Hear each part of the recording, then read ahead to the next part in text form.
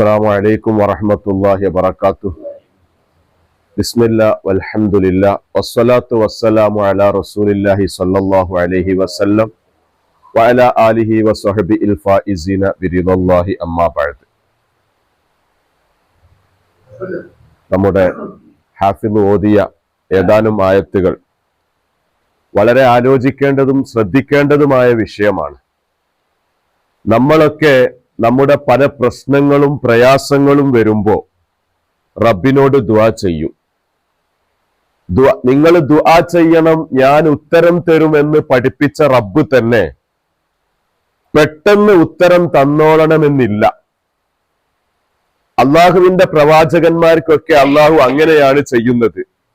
ഉത്തരം കൊടുക്കൽ പരമാവധി വൈകിപ്പിക്കും. എന്നാലാണ് ആ കിട്ടുന്ന ഉത്തരത്തിൽ അത് വലിയ സന്തോഷമുള്ളതായിട്ട് നമുക്ക് അനുഭവപ്പെടുക. നല്ലോണം വിശന്നു കഴിഞ്ഞിട്ട് ഭക്ഷണം കഴിക്കുമ്പോഴാണ് ഭക്ഷണത്തിന് ടേസ്റ്റ് കൂടുക. നല്ലോണം ദാഹിച്ചിട്ട് വെള്ളം കുടിക്കുമ്പോഴാണ് വെള്ളത്തിന് കൂടുതൽ രുചി ഉണ്ടാകുക.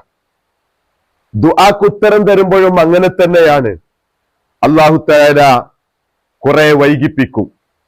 അതാണ് ആയത്തിലൂടെ പഠിപ്പിച്ചത്. വഹുവല്ലദീ യുനസ്സിലുൽ ഗൈസ മിൻ ബഅദി മാ ഖനതു. അല്ലാഹുവാണ് മഴ ഇറക്കി തരുന്നത്.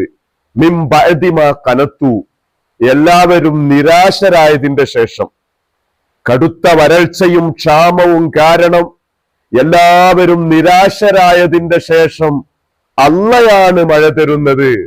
വയൻഷുറു റഹ്മത, എന്നിട്ട് അള്ളാഹു അവന്റെ റഹ്മത്തിനെ എല്ലായിടത്തും എത്തിക്കുകയാണ് എന്നാണ് പറയുന്നത്. പ്രവാചകന്മാര് ദ്വാരുന്നപ്പോഴും ഇതന്നെ ഉണ്ടായത്. ഹത്താ ഇദസ്തൈഅസ റുസുലു വവന്നു അന്നഹും ഖദ് കുദിബു ജാഅഹും നസ്റും. അത് അള്ളാഹു പറയുന്നു. ഹത്താ ഇദസ്തൈഅസ, മുർസലീങ്ങൾ പറ്റ നിരാശരായി, അവര് കളവാക്കപ്പെട്ടു എന്ന്, ഞങ്ങളെ ഇനി ആരും അംഗീകരിക്കൂല എന്ന് അവര് വിചാരിക്കുന്ന സമയത്താണ് നമ്മളുടെ സഹായം അവർക്ക് വന്നത് എന്ന്. അപ്പോ ഒരു നിരാശയുടെ ആകുന്ന സന്ദർഭത്തിലായിരിക്കും പ്രത്യേകം അള്ളാഹുവിന്റെ ദുആ വരിക, അള്ളാഹുവിന്റെ ഇജാബത്ത് വരിക. അപ്പൊ നമ്മൾ ദ്വാരുന്നിട്ട് പെട്ടെന്ന് ഉത്തരം കിട്ടുന്നില്ല എന്ന് പറഞ്ഞ് നമ്മൾ ധൃതി കാണിക്കാൻ പാടില്ല. ഫലാ തജ്സിഅൻ ഇൻ മറത്തൻ.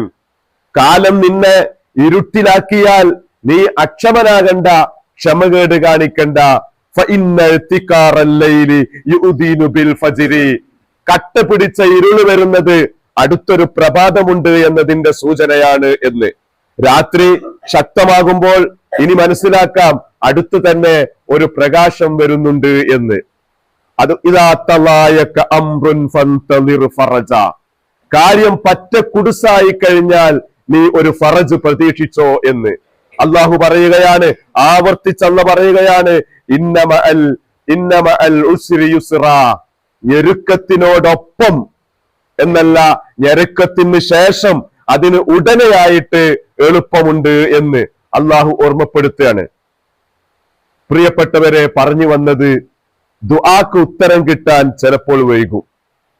ഖുർആൻ പറയുന്നു, വസുൽസിലു ഹത്താ യഖൂല റസൂലു വല്ലദീന ആമനു മഅഹു മത്താ നസ്റുല്ലാഹ് അലാ ഇന്ന നസ്റല്ലാഹി ഖരീബ്.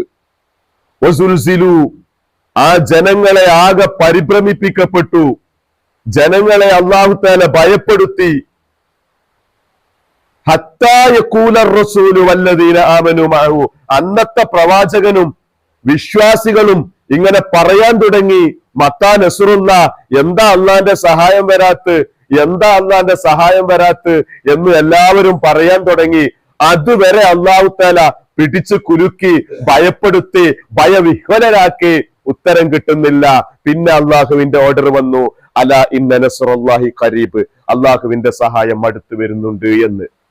100 വർഷത്തിലധികം ദ്വാരുന്നതിന്റെ ശേഷമാണ് ഖലീലുല്ലാഹി ഇബ്രാഹിം അലൈഹിസ്സലാത്തു വസ്സലാമിന് കുട്ടിയെ അല്ലാഹു തആല കൊടുത്തത്. അപ്പൊ പടച്ച റബ്ബ് അങ്ങനെയൊക്കെ തന്നെയാണ്.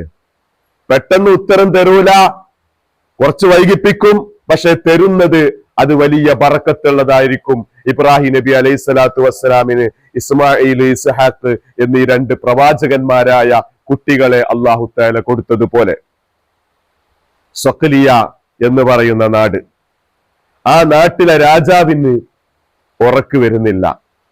രാജാവ് രാത്രി തിരിഞ്ഞും മറിഞ്ഞും കിടക്കുകയാണ്. എങ്ങനെ ഉറങ്ങാൻ ശ്രമിച്ചിട്ടും ഉറക്ക് വരുന്നില്ല. പെട്ടെന്ന് അദ്ദേഹം എഴുന്നേറ്റിട്ട് ഒരു ഉദ്യോഗസ്ഥനെ വിളിച്ചിട്ട് പറഞ്ഞു, നീ ഒന്ന് പോയിട്ട് തോണിയെടുത്ത് പോയിട്ട് ആഫ്രിക്കയിലെ വിവരങ്ങളൊന്ന് ശേഖരിക്കണം, ആഫ്രിക്കയിലേക്കൊന്ന് പോകണം, അവിടുത്തെ വിവരങ്ങളൊന്ന് ശേഖരിക്കണം എന്ന്. ഉദ്യോഗസ്ഥരെ പരസ്പരം പറയാൻ തുടങ്ങി, ഈ പാതിരാക്ക് എങ്ങനെ ആഫ്രിക്കയിൽ പോകുക? ആഫ്രിക്കയിലെ വിവരം കിട്ടിയിട്ട് ഇദ്ദേഹത്തിന് എന്താണ്? പക്ഷെ ചോദിക്കാൻ കഴിയുന്നില്ല. ഈ രാജാവിന് ഉറക്ക് വരുന്നില്ല. ഇദ്ദേഹം ഒരു ഉത്തരവിട്ട്, ഉദ്യോഗസ്ഥൻ നേരെ പോയി കടൽ തീരത്ത് പോയി നാവികരെ വിളിച്ചുകൂട്ടി. എന്നിട്ട് പറഞ്ഞു, രാജാവിന്റെ ഓർഡർ ഉണ്ട് ആഫ്രിക്കയുടെ ഭാഗത്തേക്ക് പോകാൻ എന്ന്. അങ്ങനെ കപ്പിത്താനെയും കൂട്ടി ഇവരെല്ലാവരും കൂടി തുഴഞ്ഞ് ആഫ്രിക്കയുടെ ഭാഗത്തേക്ക് പോവുകയാണ്. തോണി നടുക്കടലിലെത്തിയിരിക്കുകയാണ്. എങ്ങും കട്ട പിടിച്ച ഇരുട്ടാണ്. അങ്ങനെ ഇവർ ഈ കട്ട പിടിച്ച ഇരുട്ടിൽ ഒരു മനുഷ്യന്റെ ഞരങ്ങുന്ന ശബ്ദം കേൾക്കുകയാണ്. യാ അല്ലാ യാ ഗിയാസൽ മുസ്തഗീസീൻ എന്ന്. എങ്ങും വെളിച്ചമില്ല, പക്ഷെ ശബ്ദം കേൾക്കുന്ന ഭാഗത്തേക്ക് ഇവരെല്ലാവരും കൂടി ആഴത്തിൽ തുഴഞ്ഞു, വേഗതയിൽ തുഴഞ്ഞു. അങ്ങനെ അവിടെ ചെന്ന് നോക്കുമ്പോ ഒരു മനുഷ്യൻ ജീവന്റെ അവസാന തുടിപ്പിലാണ്. അദ്ദേഹത്തെ പിടിച്ച് നേരെ തോണിയിൽ കയറ്റി. ചോദിച്ചു, നിങ്ങൾ എങ്ങനെ ഇവിടെ എത്തിപ്പെട്ടത്? ഇത് സഞ്ചാരമുള്ള സ്ഥലമല്ലല്ലോ, ഇവിടെ എത്തിപ്പെട്ടത് എങ്ങനെ? ഞങ്ങൾ ഒരു പറ്റം ആളുകൾ ആഫ്രിക്കയിൽ നിന്ന് ഇങ്ങോട്ട് വരികയാണ്. അപ്പോഴാണ് ഞങ്ങളെ ബോട്ട് മറിഞ്ഞത്. കൂടെയുള്ളവരെല്ലാവരും മരണപ്പെട്ടു. ഞാനിങ്ങനെ ചക്രശ്വാസം വലിച്ച് റബ്ബിനോട് ദുആ ചെയ്തുകൊണ്ട് ഇവിടെ ഇരിക്കുകയാണ്. എങ്ങനെയെങ്കിലും സഹായം കിട്ടും. പക്ഷെ നിരാശയിലാണ്. കാരണം ജനങ്ങൾ സഞ്ചരിക്കുന്ന ഒരു കടൽപാതയല്ല ഇത്.